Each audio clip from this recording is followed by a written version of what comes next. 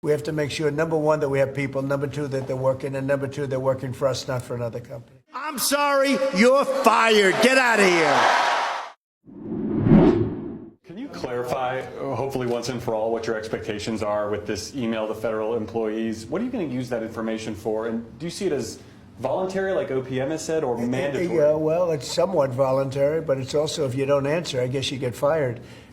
What it really I'm is, still lost on that. What it is do people exist?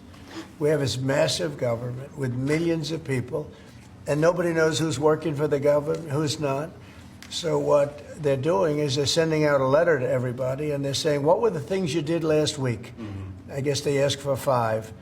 And if people are working, it's easy. I could tell you 5 things I did last week. I could tell you 5 things I did 6 weeks ago, right? If they're there and they're working, they're able to say they did 5 things during work.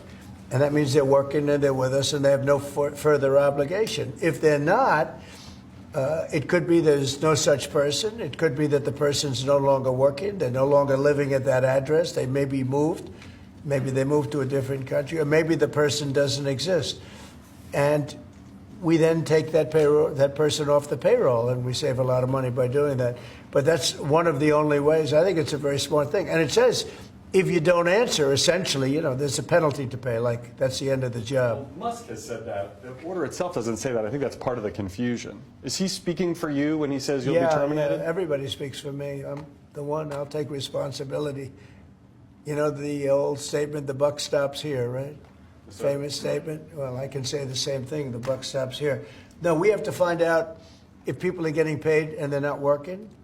And, they have a problem. Let's say they have another job, and then they write in false statements. It's a big problem if they write in false statements. They may be working for somebody else but getting paid by the U.S. government, and that would mean that they're not allowed to be doing that. They're not allowed to be working for us and be working for somebody else. We're paying them a lot of money. We're paying them.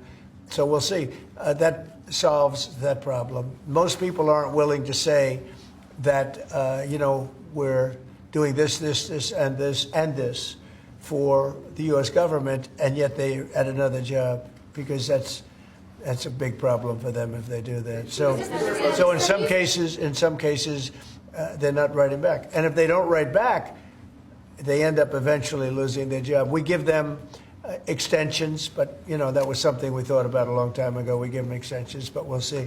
We have to make sure, number one, that we have people, number two, that they're working, and number two, they're working for us, not for another company. I'm sorry, you're fired. Get out of here. Right?